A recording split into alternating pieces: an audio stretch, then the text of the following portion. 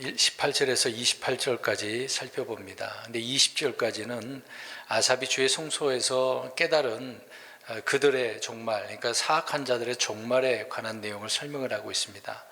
이 땅에서 이들이 형통하고 부유하고 또 건강하고 죽을 때도 아무 고통 없이 죽은 그런 자들이었던 거죠. 그래서 이들을 부러워했던 아삽은 그들의 종말이 무엇인지를 깨닫게 되었다라고 말씀을 하고 있습니다.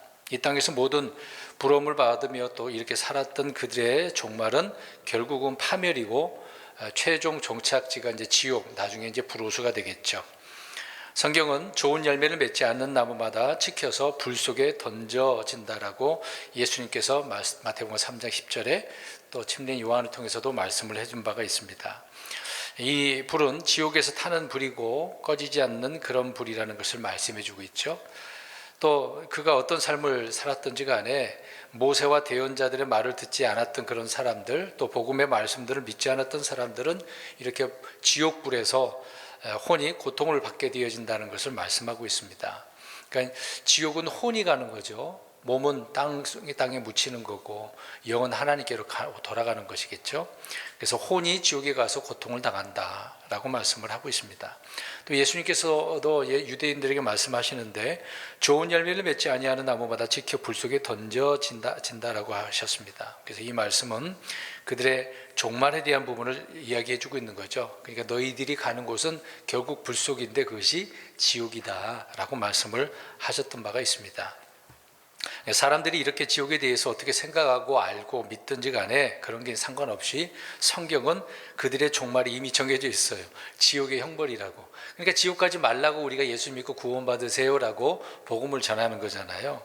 분명히 심판의 말씀인데도 불구하고 사람들은 믿지 않으니까 거부하고 또 받아들이지 않는 것을 보게 되어집니다. 분명히 마태복음 18장 8절에도 지옥은 영존하는 불이라, 영존한다라고 하는 것은 꺼진다는 거예요, 안 꺼진다는 거예요? 계속해서 불이 타 있는 상태를 이야기하고 있는 거죠. 그래서 지옥은 꺼지지 않는 불이라고 또 마가복음 9장 43절에도 말씀하고 있습니다. 그런데 지옥은 불이 있음에도, 불이 있으면 환할 것처럼 보이잖아요. 근데 어둠의 공간이에요. 지옥은 땅속에 있기 때문에 그런 거죠. 그래서 지옥불이라고 하는 것은 어떻게 보면 굉장히 혐오감처럼 거부감이 있는 그런 말일지는 모르겠습니다만은 일상에서 많은 사람들이 입으로 어떻게 보면은 이 지옥에 나가라 그런 말 하잖아요. 그러니까 저주의 말, 그렇게 욕설처럼 저주 말들을 사용하지 않습니까? 오히려 그들이 말한 입을 통해 말한 것을 통해서 지옥의 존재를 스스로가 증언하게 될 것이고, 나중에 나는 뭐 지옥을 몰랐다, 말은 해놓고 몰랐다, 그런 사람들이 자신이 한 말을 통해서 나중에 본인 스스로가 이 증언의 말로 이제 지옥에 가서 고통을 당하게 될 것이죠. 그러니까 이제 결국 열매 맺지 않는 나무, 또 좋은 열매를 맺지 않는 그런 나무는 지켜서 불 속에 던져진다라고 말하고 있습니다. 알곡은 어디로 가겠습니까? 국간에 들어가겠죠. 쭉정이는 불 속에 던져지는 것처럼. 그래서 이와 같이 주님께서는 사악한 자들, 이렇게 불법을 행하는 자들을 어디로 보낸다고요? 지옥에 던져 넣어버린다. 종말이 그러는 얘기죠. 그래서 아삽은 이것을 알게 됐단 말입니다. 그래서 아삽은 주를 알지 못하는 사악한 자들의 종말을 깨달은 이후에 이제 그들에 대해서 오늘 쭉 설명을 해주고 있습니다. 그래서 본인 자신도 이것을 깨닫게 되어진 것을 설명하죠. 18절 보겠습니다. 분명히 주께서 그들을 미끄러운 곳에 두시고 그들을 던지사 파멸에 이르게 하셨나이다 라고 말씀하고 있습니다. 그러니까 그럼 이제 사악한 자들을 말하고 있죠.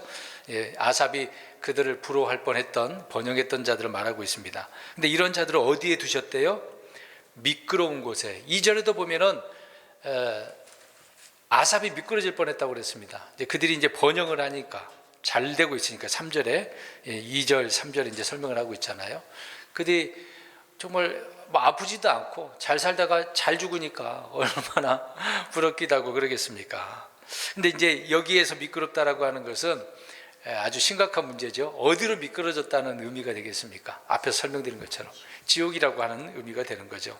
사람들이 부러워하고 아삽 역시 이렇게 부러워했던 그들의 이런 성공과 형통과 명예와 부와 권력이 결국은 저 지옥으로 미끄러지게 됐다라고 하는 그런 의미의 말로 지금 18절에 언급을 하고 있는 것입니다. 그래서 하나님께서 이들이 가는 곳이 이렇게 미끄러져서 지옥에 가도록 두셨다라고 말씀을 하고 있는 거죠. 그래서 그곳에 던져서 18절 끝부분에 보니까 어떻게 된 것입니까? 파멸에 이르게 됐다. 엄청나 파멸, 그러니까 좋은 말은 아니잖아요. 우리가 이제 이들의 번영을 보면 잘 산다라고 한다면 어떤 의미로 잘 사는 것일까요? 어떤 부와 권력을 누리는, 명예를 누리는 것을 말하는 거죠. 주로 이제 재물에 대한 부분이 많이 있는데, 재물을 잠깐 이야기해 보면 재물은 어떤 사람에게는 정말 선을 행할 수 있는 좋은 도구가 될 수도 있습니다. 그러나 어떤 사람에게는 그 재물이 교만하게 만들기도 하고 욕심이 생겨나니까, 또 그런 재물로 인해서 믿는 사람 같은 경우에는 믿음에서 떠날 수 있고 또 타락할 수 있는 부분이 있죠. 결국 이런 문제 때문에 어떤 사람에게는 믿는 자가 아니고 어떤 사람에게는 지옥 갈 수도 있는 부분이 된다라고 하는 거죠.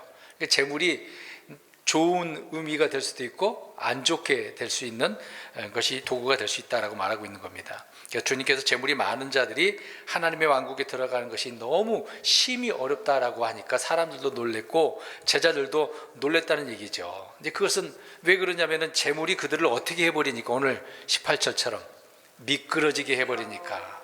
미끄러지게. 그렇죠. 마가복음 10장 23절에 예수께서 둘러보시고 자기 제자들에게 이르시되 재물을 가진 자들이 하나님의 왕국에 들어가기가 얼마나 어려운가, 이렇게 말씀하셨습니다. 정말 어렵다는 얘기죠. 못 간다는 것은 아니고 이 재물이라고 하는 것이 사람을 그렇게 미끄럽게 만들게 한다라고 말씀을 하고 있는 것입니다. 이렇게 얘기하면은 그러면 돈 가지면 안 되겠네, 그런 의미는 아니잖아요.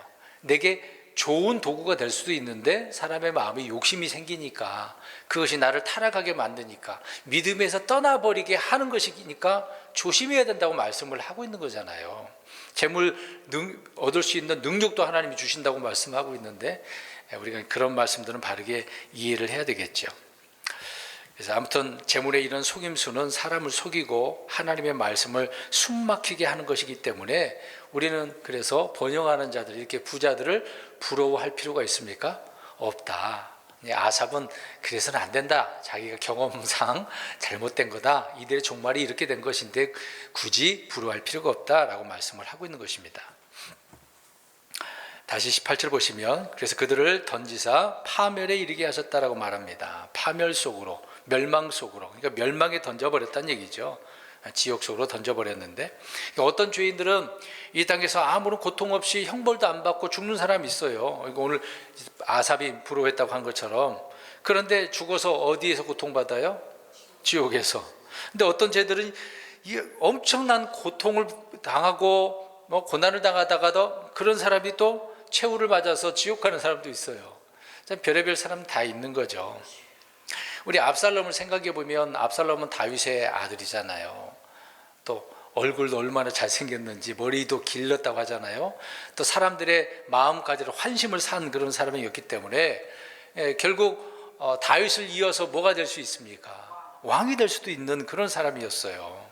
대단한 사람이었단 말입니다. 그러나 반역자가 되었죠. 아버지를 죽이고 몰아내고 자기가 왕위를 찬탈해서 왕이 되려고 했던 바가 있습니다만은 결국 반역을 일으킨 그 문제 때문에 죽게 되어지죠. 어떻게 죽었습니까? 상수리 나무에 목이 걸려가지고 요압이 창으로 찔러버렸지 않습니까? 5번째 갈비뼈를 찔러서 죽이는 그런 부분이 있죠. 그래서 나무에 걸려서 죽었습니다.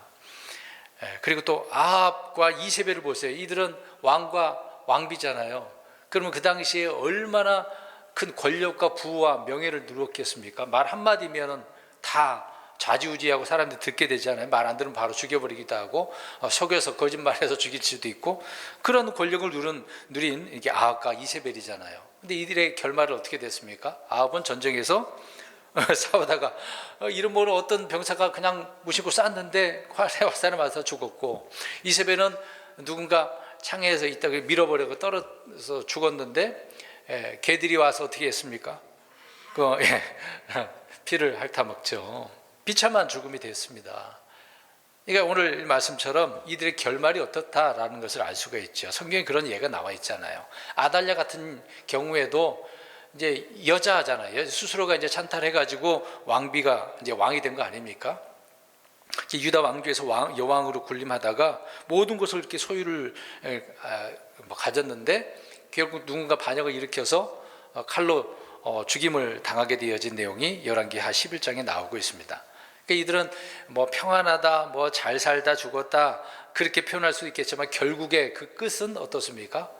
미끄러져서 비참하게 파멸에 이르게 됐다라고 이야기합니다. 우리가 알다시피 지옥에 간 부자, 홍포 입은 부자, 잘 살았던 부자를 보면 알잖아요. 그 결말을 우리는 알 수 있습니다. 얼마나 비참한지를 이들이 어떻게 되는지를 말씀해 주고 있죠. 19절, 그들이 어찌 그리 순식간에 황폐하게 되었나이까. 그들의 공포들로 인해 완전히 소멸되었나이다. 자, 여기 보니까 이제 번영한 자들이, 부자들이 순식간이로 나오죠. 그러니까 한순간에 빈털터리가 되어져 있는 경우, 그러니까 부자였는데 갑자기 아무것도 가지지 못하는 거지가 되어버리는 신세가 있을 수도 있잖아요. 뭐 전쟁이 일어나 버리면 그럴 수도 있는 것이고, 누군가 싹 훔쳐가 버리면 그런 일이 벌어질 수도 있는 것이고. 근데 지금 하나님께서 이렇게 해버린 거죠. 순식간에 황폐하게 해버리는 경우, 뭐 실제적으로도 그렇지만 하나님께서 그렇게 해버린다라고 이야기합니다. 사람들은 부자는 몇 대에 간다고 합니까? 3대. 왜 더 안 갈까요? 왜 3대밖에 못 갈까요? 그럼 마지막에 이제 3대가 다 어떻게 해버리는 다 말아먹어버렸나요? 그러나 돈방석에 앉았다, 돈에 깔려 죽을 것이라고 이렇게 말하던 사람들이 비참하게 생을 마감한 그런 일들이 굉장히 많죠. 부지기수입니다. 그러나 오늘 본문을 보면 이 땅에서의 멸망, 심판을 말하는 것이 아니라 죽은 후에 받게 될 심판을 이야기하고 있는 거죠. 이들은 지금 살아있을 때 어떻게 됐습니까? 심판이 아니라 잘 먹고 잘 살았잖아요. 그러나 이들의 결국의 심판을 받아서 지옥에서 파멸, 황폐하게 되어지는, 또 소멸되어지는 이런 상황을 말씀해 주고 있죠. 그래서 이들이 공포로 완전히 소멸되었다라고 이야기합니다. 공포가 어떤 의미일까요? 여러분, 두려움, 굉장히 막 누군가 나를 죽이려고 하는 것, 막 죽음이 다가올 것 같은 그런 막 마음에 심리적으로 압박을 오는 그런 상태가 있단 말입니다. 근데 이런 말씀이 욥기서 18장 14절에 있거든요. 결국 죽은 후에 그들의 혼이 공포들의 왕에게로 간다 그래요. 그럼 공포들의 왕은 누구예요? 공포를 주는 자가 누구겠습니까? 그 왕에게로 간다 그랬으니까 그렇죠. 사탄 마귀가 되는 거겠죠. 그들은 그곳에 가서 고통을 당하게 되는 거죠. 그러니까 공포로 완전히 소멸되었다라고 하는 것은 몸이 죽은 후에 그들의 혼이 공포들의 왕에게로 갔다, 그러니까 지옥에 간다, 그 말씀을 이렇게 표현을 하고 있는 것입니다. 저와 여러분은, 믿는 자들은 죽으면 어디로, 누구에게 갑니까? 우리 주님께로 가는 거죠. 그러나 불신자는 그들의 혼이 공포의 왕에 가서 불 속에서 공포에 떨게 되어지는 거죠. 여러분, 그 뜨거운 불에서 영원토록 계속해서 고통당하고 있는데 어떻겠습니까? 오늘이면 내일이면 끝날 것 같은 생각을 할 수도 있겠지만, 그러나 그 고통이 언제까지예요? 영원이거든요. 얼마나 고통스럽게 있겠습니까? 이런 무서움을 사람들은 잘 모르죠. 그때 가봐야 그 결말이 얼마나 충격적인지를 나중에 깨닫게 될 것입니다. 20절 보겠습니다. 오 주여, 사람이 깬 뒤에 꿈을 멸시하는 것 같이 주께서 깨신 뒤에 그들의 형상을 멸시하시리이다. 여기서 이제 깬다라는 단어가 나오네요. 사람이 깬다. 어디에서 깬다는 얘기예요? 지금 뒤에 나와 있으니까. 꿈. 우리 자다가 이제 꿈을 꾸잖아요. 근데 꿈을 이제 꾸다가 딱 깨버리면 그 꿈은 어떻게 되는 것입니까? 현실입니까? 현실이 아니죠. 현실이 아니에요. 그래서 여기 멸시한다라는 말이 그런 의미가 되는 건데, 이제 보통 그 꿈을 우리가 꾸면은 금방 잊어버려요. 물론 생생하게 기억나는 꿈도 있어요. 저 같은 경우는 꿈을 너무 자주 꾸니까 때로는 막 새벽에 못 일어나서 교회 못 나올 때도 있는데 정말 자주 꿔요. 근데 어떤 꿈은 생생하게 기억해서 말을 하는 경우가 있는데 어떤 경우는 내가 뭘 꿨는지도 몰라요. 그러니까 괴로운 거예요. 꿈을 꾸게 되어지면. 어쩌다 막 소리 지르기도 하고요. 발로 차기도 하고요. 얼마 전에도 그랬거든요. 옆에 이제 창가에 있는데 발로 차갖고 유리를 세게 발로 차버리니 유리가 안 깨져서 다행인데 그런 경우가 많아요. 제 몸이 막 그렇게 의식을 한 거죠. 별것도 아닌데. 근데 깨고 나면은 아무것도 아니거든요. 예, 네. 그래요. 꿈에 시달려.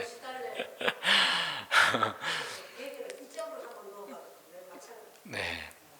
자, 어떤 꿈은 뭐 개꿈이었다라고 생각이 들기도 하죠. 또 어떤 꿈은 좋은 꿈 꿨다고 그래가지고 사람들이 좋은 꿈 꾸면 어떻게 합니까? 먹은이라도 사기도 하고. 아무튼 사람들이 깰 때는 꿈을 그다지 중요하게 생각을 하지 않습니다. 물론 좋은 꿈이면 그렇게 사람들이 생각하는 경우도 있긴 합니다만 흔하지가 않죠. 대부분 다 꿈이었다, 실망을 합니다. 왜요? 현실이 아니니까. 아무리 꿈속에서 왕이 되든 대통령이 되든 슈퍼스타가 되든 상관이 없어요. 깨면 아무것도 아니거든요. 현실이 아니니까. 그래서 꿈속에서 일어난 일은 그냥 꿈일 뿐 현실에서는 아무것도 아니기 때문에 지금 20절에 뭐라 그랬어요? 그 꿈을 멸시하는 거다. 이제 이탈릭체로 끼울려서 설명을 해놨는데 영어로는 설명이 되지만 한국말로 설명이 안 되니까 이 단어를 집어넣은 것입니다. 그러니까 그 꿈을 사람들이 의미 없게 생각한다. 그렇게 얘기하고 있는 거죠. 그러니까 우리가 흔히 뭐 이 세상 우리가 살아봤을 때 일장춘몽이다라고 하잖아요. 왜 일장춘몽이 합니까? 몽 꿈이잖아요. 다 꿈에 불과하다라는 표현들을 하잖아요. 아무리 인생을 오래 살았다 할지라도. 그래서 사람들은 늙고 죽을 때가 되어지면 살았던 그 인생이 지난 밤과 같이 한순간이다. 일장춘몽이다. 그런 고백을 하는 것입니다. 그러니까 지옥에 간 그 혼들이 바로 그들이 땅에서 누린 그 삶의 횟수들이 잘 먹고 잘 살았던 것들이 어떻다는 얘기예요? 일장춘몽. 그냥 허무한 거다. 꿈에 불과한 거다라고 하는 것입니다. 예, 얼마나 이제 지옥에 가서 허무하게 느껴질까요? 그 결과가 그렇게 됐으니까. 그러니까 세상과 세상의 그 형상이라고 나오는데, 이미지라고 나오는데 그 형체들은 다 사라지는 거예요. 이 세상에서 우리가 막 손으로 잡으려고 얼마나 애를 썼겠습니까? 근데 그런 것들이 다 사라진다, 소멸되어진다 라고 말씀을 하고 있는 것입니다. 이사야 24장 4절에 땅이 애곡하고 사라지며 세상이 쇠약하여 사라지고, 고린도전서 7장 31절에 이 세상을 이용하는 자들은 남용하지 않는 자들 같이 되라. 이 세상의 외형은 사라지느니라. 세상의 외형은 사라진대요. 없어요. 물론 나중에 다 태워지죠. 나중에 이제 죽게 되어지면 사람들이 그렇게 애쓰고 아둥바둥 그렇게 살았던 그런 세상과 세상의 일들이 다 잠에서 꾸었던 그 꿈처럼 되는 거죠. 그렇게 꿈을 대하듯 대하게 될 것이다 라고 말합니다. 그래서 요한일서 2장 17절에 세상도 그것의 종육도 사라지나 하나님의 뜻을 행하는 자는 영원토록 거하느니라. 그러니까 사라질 것을 붙잡으면 안 되죠. 안 사라지는 영원히 살아있는 그것을, 주님의 말씀, 우리 주님을 우리가 붙들어야 되지 않겠습니까? 늘 사모해야 되겠죠. 그래서 우리는 사라질 것의 애정을 갖지 않도록 해야 된다라고 말씀을 하고 있습니다.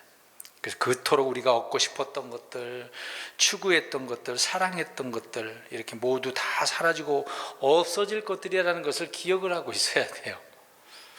베드로후서 3장 10절에 그러나 주의 날이 밤에 도둑같이 오리니 그날에 하늘들이 큰 소리와 함께 사라지고 원소들이 뜨거운 열에 녹으며 땅과 그 안에 있는 일들도 불태워지리라. 부유한 자들, 번영했던 자들의 이런 재산, 권력, 명예 다 없어지고 사라지는 거죠. 아삽이 성소에 들어갔을 때에 이들의 종말을 알게 되었던 거다. 21절입니다. 이같이 내 마음이 괴로우며 내가 내 속 중심에서 찔렸나이다. 그러니까 앞에 이들 때문에 부러워하고 내가 미끄러질 뻔했잖아요. 그들의 종말을 이제 알고 나서 깨닫게 되어지니까 이제 이런 고백들을 하고 있는데, 그들을 부러워할 때 내가 어땠다는 얘기예요. 지금 내 마음 상태가 괴로운 거죠. 찔기도 하는 면이 있네요. 아삽은 사악한 자들의 종말을 깨달은 그 이후에 그가 그들을 부러워했던 것들, 또 그것들로 인해서 미끄러워지고 실족했던 그런 것들이 막 어리석은 생각들에 대해서 지금 마음이 어떻다는 겁니까? 아, 이제 괴로운 거예요. 아, 내가 왜 그랬어? 그거 좋은 것도 아닌데 내가 왜 부러워했지? 이제 그제서야 마음이 이제 제대로 괴로운 상태를 표현해주고 있는 거죠. 네. 내가 저걸 갖고 싶은데 마음이 괴로운 게 아니라, 아, 이게 잘못된 거는 내가 왜 이런 어리석은 생각을 했을까? 왜 그런 마음을 가졌을까? 라고 하는 마음이 이제 괴로웠다라고 표현하고 있는 거죠. 그러니까 하나님의 어떤 공의에 대해서 의심을 품었던 자신의 이런 무지와 어리석음, 불평했던 것들에 대해서 스스로가 자기를 책망하는 거예요. 자책을 하고 있는 거죠. 그래서 여기 속중심이라고 되어 있습니다. 레위기서에 우리가 공부했습니다만은 속중심이라고 나오는 단어가 영어로 렌즈, 그러니까 콩팥, 속에 있는 것을 말하고 있는 거잖아요. 속, 그래서 콩팥을 속중심이라고 한국말로는 번역을 해놨습니다. 속 안에 있으니까. 그러니까 우리의 신장이 있고 심장이 있잖아요. 심장이라고 하는 것은 이 마음을 이야기하죠. 머리는 지성을 이야기하고, 허리는 힘을 이야기하고, 손은 어떤 재주, 특별한 능력을 이야기하기도 하고, 혀는 말을 표현하잖아요. 근데 신장, 콩팥은 뭘 의미할까요? 이제 속중심, 마음, 감정, 내 상태를 그런 걸로 설명을 하고 있습니다. 그래서 아삽은 자신의 마음이 괴롭고 속중심이 이렇게 찔렸다. 그러니까 내 생각이, 이성이, 마음이, 감정이 모두 이렇게 상했고 양심의 가책을 받았다라고 고백을 하고 있는 것입니다. 이제 나중에 이제 깨달았으니까 이런 고백을 하는 거죠. 22절, 이렇게 내가 어리석고 무지함으로 주 앞에 짐승 같아 싸우니. 자, 이렇게 생각했던 것들이 어리석고 무지해. 그러니까 하나님 앞에 뭐같이 보인 거예요? 짐승같이. 내가 짐승처럼 이렇게 했구나. 왜 그러면 짐승이 그 본능적으로 움직이니까. 아삽도 이 육신의 몸을 가지고 있으니 내가 육신이 원하는 대로 그렇게 살았구나. 짐승처럼 살았구나. 이런 죄에 대한 자백을, 무지를 탓하면서 고백을 하고 있는 거죠. 그러니까 우리가 주님의 말씀을 통해서 어떤 조명, 깨달음이 있기 전에는 아무리 내가 똑똑하고 지혜가 있다 하더라도 또 이런 것들이 다 어떻다는 얘기예요? 어리석고 짐승같이 무지하다. 그러니까 주님께서 깨닫게 해주셔야 돼요. 그러니까 성소에 들어갈 때야 주님을 알게 될 때 말씀을 통해서 깨닫게 되어지는 거죠. 그러나 주께서 깨닫게 해주지 않는다면 여전히 우리는 짐승 같을 수밖에 없다. 사실 우리는 주의 백성이고 왕가의 제사장이고 하나님의 아들들이며 빛의 자녀들 아닙니까?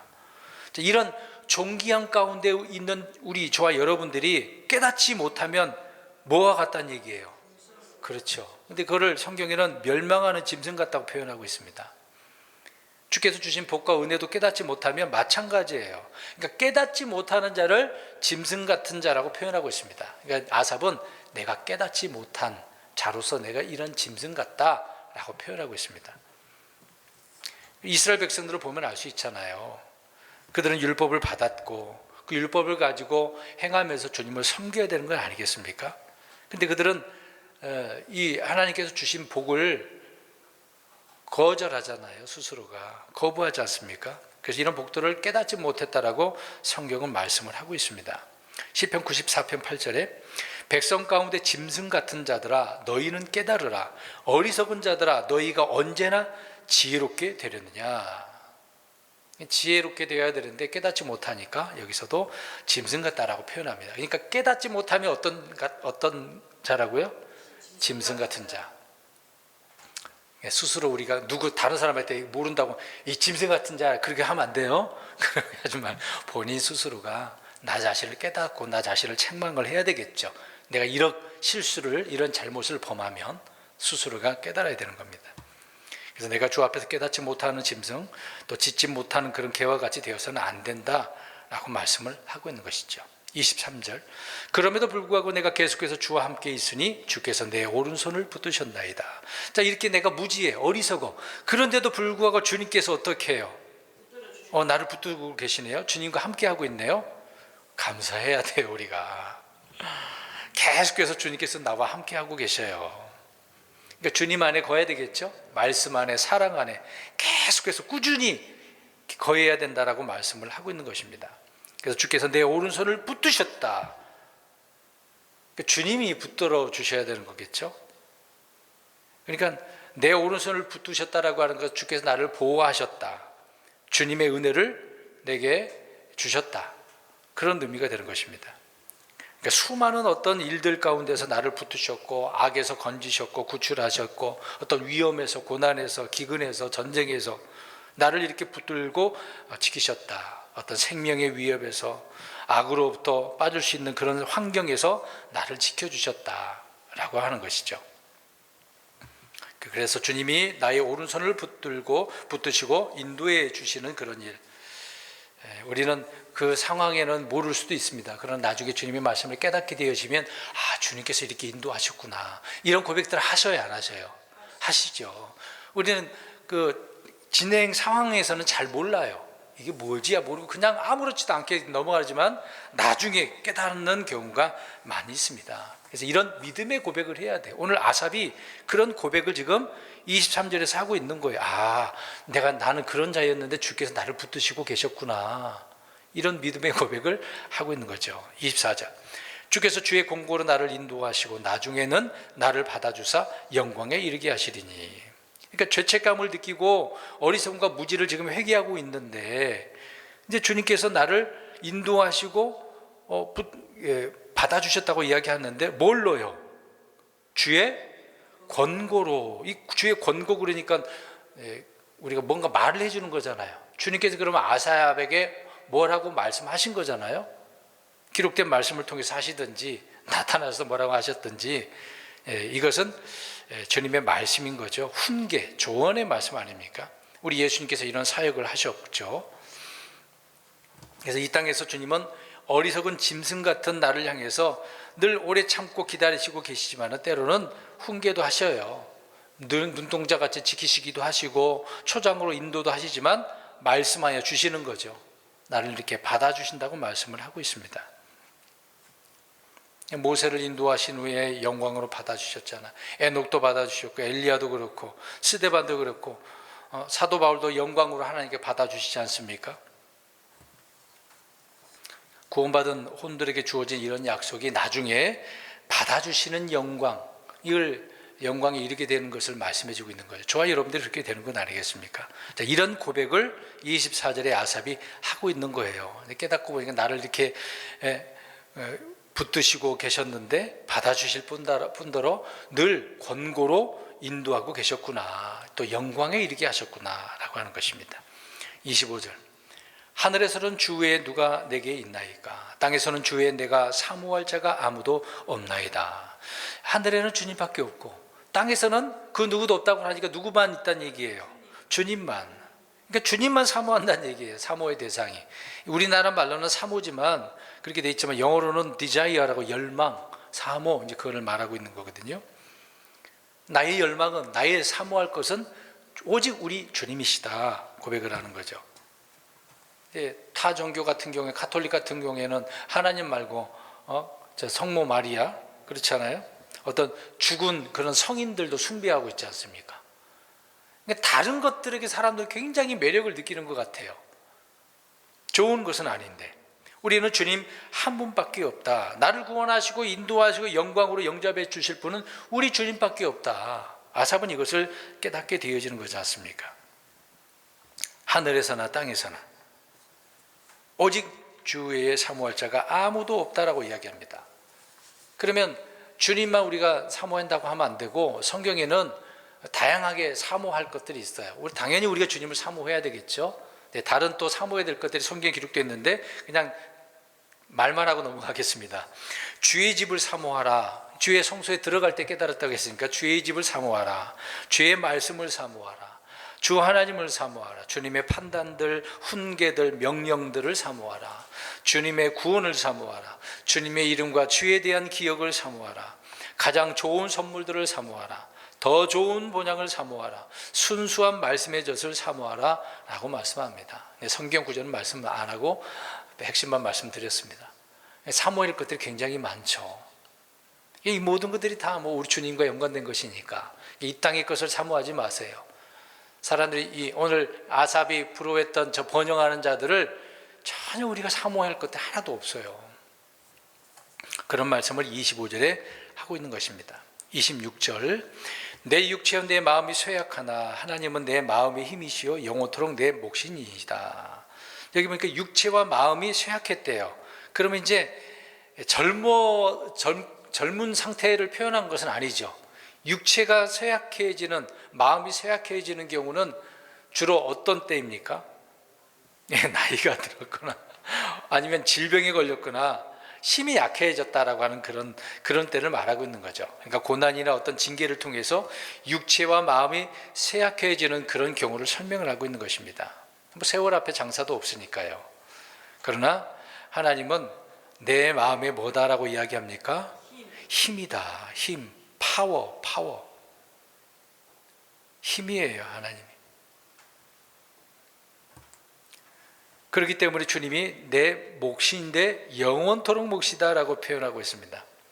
하나님께서 아브라함에게, 야, 내가 너의 방패야, 너가 받을 상급이야, 하나님이 그거란 얘기죠. 또 레위 지파에게 따로 땅을, 상속의 몫을 주지 않았거든요. 하나님이 그들에게 몫이라고 또 말씀을 해주고 있습니다.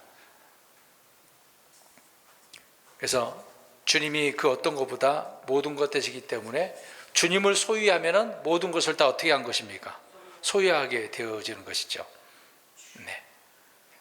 오늘 26절에는 지금 육체의 마음이 그렇게 쇠약해지지만, 그런 상태였지만 여전히 주님은 나의 몫이다 라고 말씀하고 있습니다. 27절, 보소서 주를 멀리하는 자들은 망하리니 주를 떠나 음행의 길을 가는 모든 자들을 주께서 멸하셨나이다. 음행의 길을 이야기하면 주로 우상을 섬기는 그걸 말하고 있는 거죠. 근데 멀리하는 자들, 사람을 멀리하면, 이 세상을 멀리하면 좋은데 주를 멀리했어요. 이거 좋은 의미입니까? 아니죠. 주를 멀리하게 되어지면 어떻게 돼요? 망한다, 멸망한다. 그러니까 멸망을 택하는 거잖아요. 주를 멀리했다는 것은. 근데 반대로 주를 가까이 했다라고 하는 것은 생명을 선택하는 거 아닙니까? 구원을 선택하는 거잖아요. 그러니까 여기서 멀리했다라고 하는 것은 불신과 배교를 의미하는 거죠. 아니, 왜 주님을 멀리해? 가까이 해야죠. 사람도 사람 간에 서로 사이가 멀어지면 그 관계는 결국 어떻게 됩니까? 가족이라 할지라도 깨지고 멀어지죠. 소원하게 되어집니다. 그러니까 가족 간에도 서로 멀어지면 남이나 다를 수밖에 없어요.